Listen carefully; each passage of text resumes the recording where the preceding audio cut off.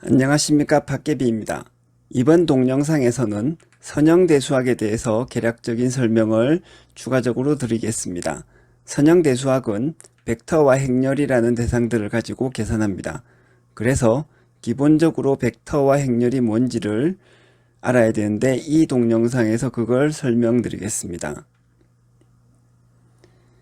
수학적으로 벡터는 순서쌍입니다.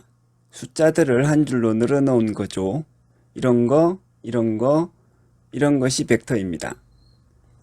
벡터가 숫자들을 한 줄로 늘어놓은 거라고? 그게 다야? 예, 맞습니다. 그게 답니다. 여기서 수학 공부의 고질적인 어려움이 나타납니다. 그건 너무 간단해서 모르겠다는 거죠. 이제 그걸 설명해 보겠습니다. 이해해야 하는 것은 벡터의 추상성입니다. 그건 수학의 모든 부분에 있는 강력한 보편성이죠. 이에 관해서는 이 동영상을 참고하세요. 알면 별건 아니지만 중요한 내용입니다. 벡터의 추상성은 이런 겁니다. 바나나가 5개, 사과는 3개, 밤은 1개, 배는 2개. 5명의 사람들이 세대의 차를 타고 1일 동안 2장소를 여행한다. 이 둘의 공통점이 이런 벡터인 것입니다. 이것이 금방 이해가 안 되는 분들이 있을 테니까 좀 더 설명을 해보겠습니다. 벡터의 추상성을 이해하기 위해서 예를 들어 이와 같은 벡터를 생각해 봅시다. 추상성 혹은 보편성이란 여러 경우들의 공통점을 뽑아낸 것입니다. 그래서 경우 1을 이렇게 가정해 봅니다. 이것들의 공통점이 이와 같은 벡터라는 것을 쉽게 이해할 겁니다. 그럼 이런 경우 2는 어떨까요? 결론부터 말하면 이 경우들도 똑같이 이와 같은 벡터로 표시될 수 있습니다. 모든 수학의 내용은 패턴을 연구하는 것이고 이 두 경우 모두 수로 나타나는 패턴에는 공통점이 있기 때문입니다. 하지만 금방 받아들이기 어려운 점이 있죠. 이 경우 2를 보면 두 경우가 구조가 달라요. 이 경우하고 이 경우하고. 여기서는 차를 탄다는 것이 여기에 있어서 3과 연관되고 여기서는 차를 탄다는 것이 2와 연관되죠. 그러면 이 벡터가 이 경우를 나타내는지 아니면 이 경우를 나타내는지 알 수 없지 않을까요? 맞습니다. 그래서 이런 경우들 모두 같은 벡터로 표시할 수 있다고 말할 때 각각의 경우에 그렇다는 뜻일 뿐이며 이것들을 같이 생각하면서 이 벡터로 각각 나타낼 수 있다는 것은 아닙니다. 벡터들을 나열하는 수학적 논의를 생각해 보면 이런 경우에는 이런 벡터들로 함께 나타낼 수 있겠습니다만 왜냐하면 전부 다 이 벡터는 요걸 의미하고 이 벡터는 요걸 의미할 때 요게 5개라는 것은 요걸 의미하고 바나나를 의미하죠. 또 똑같이 요게 1개라는 것은 역시 바나나를 의미합니다. 요거는 2가 배를 의미하면 여기에 2도 배를 똑같이 의미하는 거죠. 하지만 이런 경우에는 이런 벡터들로 함께 나타내지 못합니다. 여기서 5는 사람들의 숫자를 의미하는데 여기서 2는 2명의 아이를 의미하는 거죠. 요는 이 자리에 있는 것, 이 자리의 뜻이 여기서는 다 달라요. 하지만 여기서는 이 자리의 뜻이 이 경우와 이 경우가 같습니다.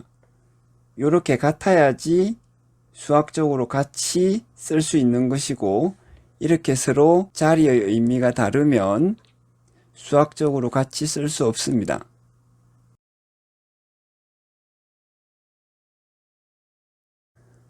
어떤 벡터가 있으면 거기에는 어떤 생각, 즉 전제가 깔려 있습니다.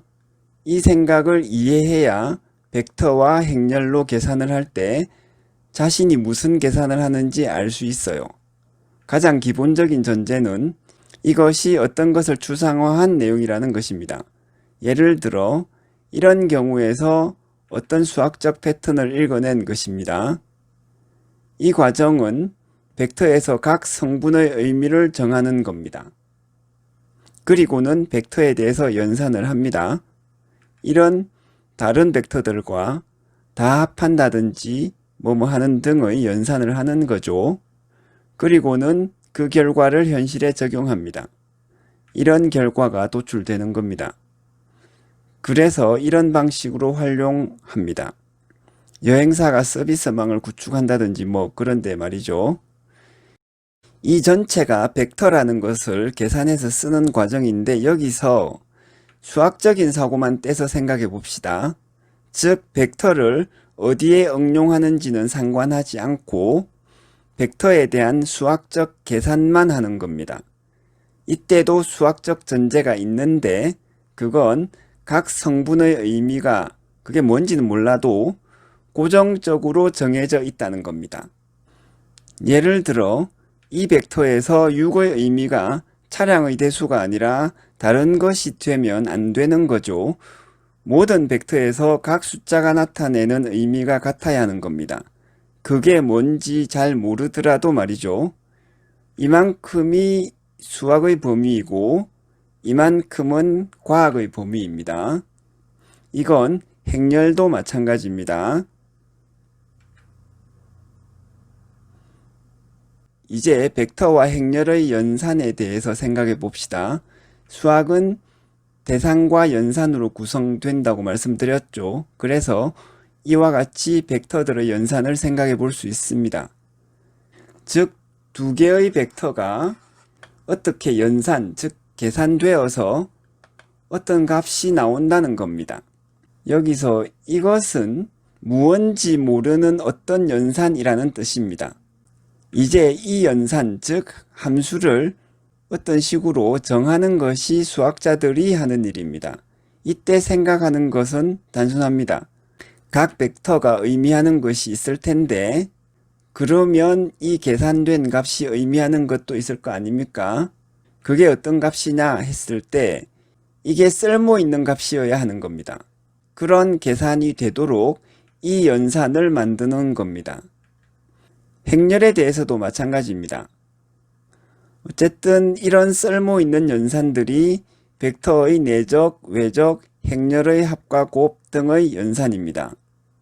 혹시나 말씀드리는데 수학에서 배우는 벡터와 행렬의 연산은 모두 원래 있는 것이 아니라 사람들이 이런 식으로 계산을 정의하면 쓸모 있겠다고 생각해서 만든 겁니다. 특히 선형대 수학의 연산들은 이해하기 어려운데 이것들 간의 관계를 다 생각해야 하기 때문입니다. 즉 벡터와 벡터의 계산뿐만 아니라 벡터와 행렬의 계산, 그리고 스칼라와 벡터, 스칼라와 행렬의 계산도 생각해야 하는 거죠. 각각의 연산에 대해서 이런 것을 따져야 이해할 수 있습니다. 이게 좀 복잡하기 때문에 각각의 연산에 대해서 여러 동영상에서 차근차근히 설명드리겠습니다. 벡터에 대한 의미 조금 이해가 되셨나요? 이 동영상이 도움이 되셨다면 좋아요와 구독 그리고 알림 버튼을 부탁드립니다. 감사합니다.